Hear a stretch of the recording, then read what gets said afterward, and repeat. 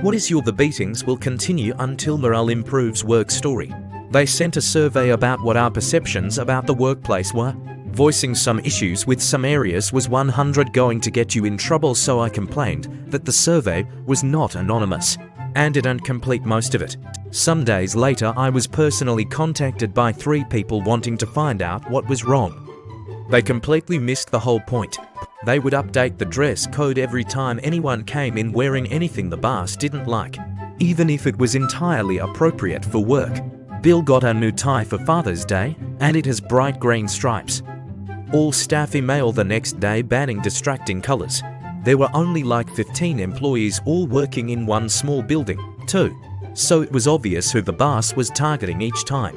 I once worked at a company where morale was very low due to extreme micromanagement, low pay, and having to provide tech support for a product that frankly sucked. So they called us into a series of meetings to discuss the issue. The guy leading the meeting asked us as soon as we sat down, who here is happy in their job? And like 1 or 2 people raised their hands.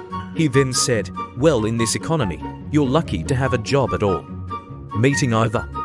And then he left, recited in your current position. And we all wrote down things like birthdays off with pay, less overtime, allow coffee, soft drinks while we are working, increase breaks from 10 minutes to 15 minutes.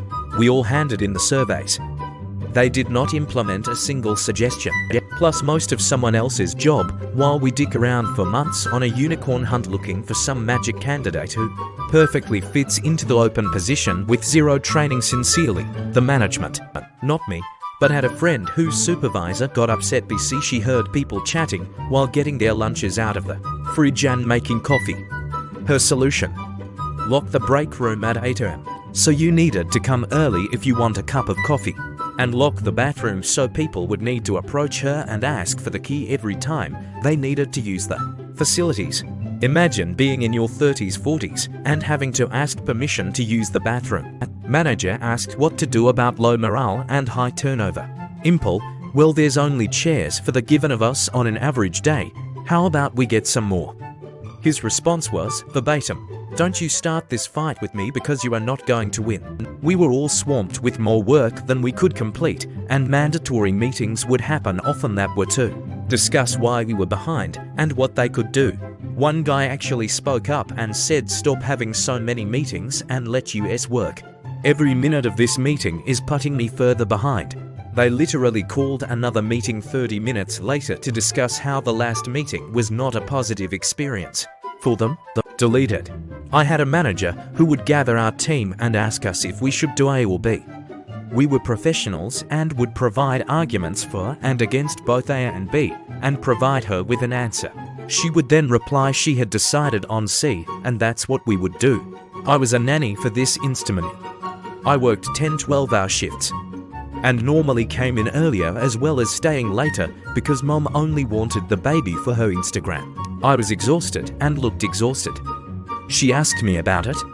Thinking she was being nice, I told her how tired I was. The next day she had a floor mattress in the nursery right next to the diaper pail. She wanted me to start sleeping there since it was unsafe for me to drive home as tired as I was. If you did not display an enthused reaction to the mandatory fun activities, you were put on the shit list. My supervisor has a meeting saying we are wasting too much time. None of us are allowed to leave the meeting where he rants for almost 2 full hours. He then bitched at the end of the day about how behind we were. I walked into the manager's office. The supervisor got fired. Anonymous surveys to improve morale. Anonymous, as in they want your location on, market, unit number, employee ID. Needless to say, when only a handful of people completed the survey, they threatened punishment and made us contact our supervisor to verify it was complete. A manager in training on his first day fired an employee for not doing something they were not allowed to do according to company rules. The true manager had to come in to fix it. Meeting weekly with an efficiency expert about how to prioritize my weekly schedule that was so full of meetings to get work done. I was encouraged to solve the same problem for my staff that were also in too many meetings. I am in charge of the teams and have 46 direct reports. Maybe get me some help and not solution another 5 hours of meetings for me to solve my too many meetings problem. The bosses kept saying we were leaving too early, said 10 people by 10-minute early means 100 minutes of work lost. Douchebags wanted us to clean the workplace in our own time. They forget the 80 hours that we had collectively given that day. The boss can go fuck himself with a rusty tetanus-covered rake. My boss's recent response to everyone hating the hours we keep was to tell us that our competitor makes their employees work shittier hours.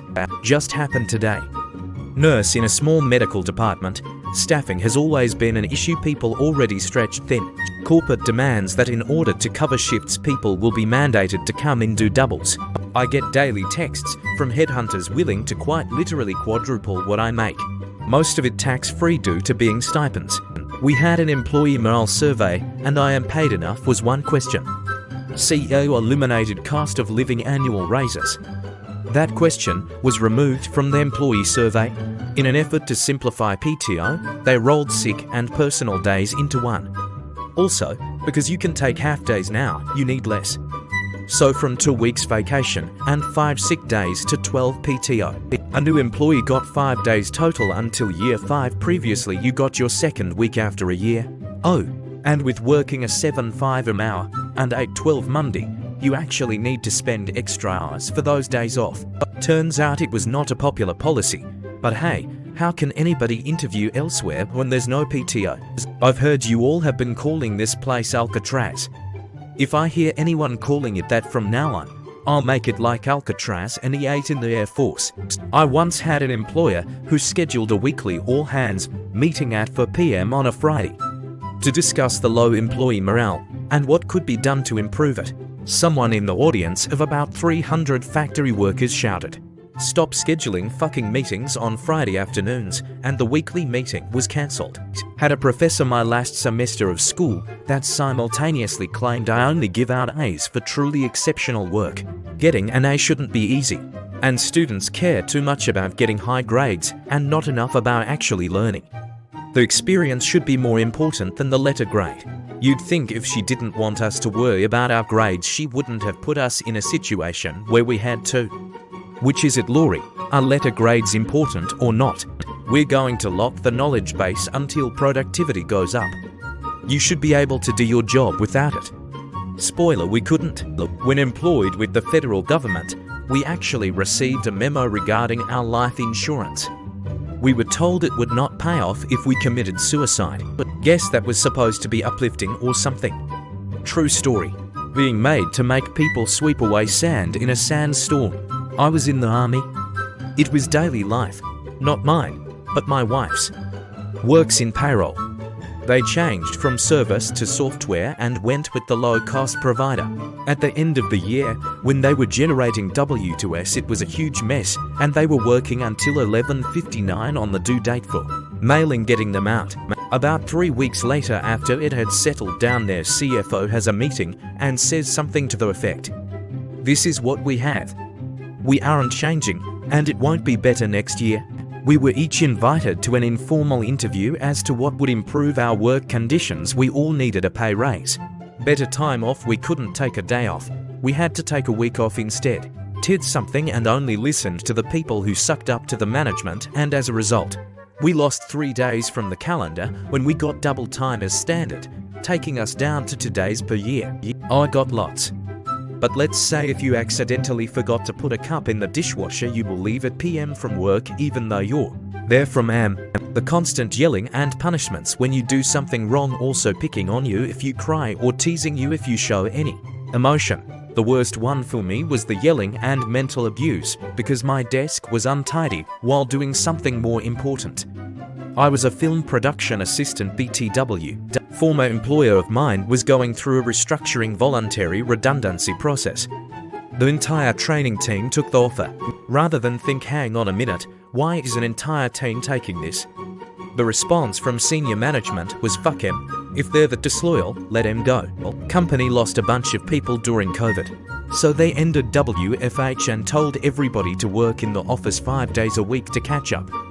A second, larger wave of resignations quickly followed. When I was younger, I used to work in this warehouse, and the manager came out and basically said, okay, you have to work twice as hard or you're fired.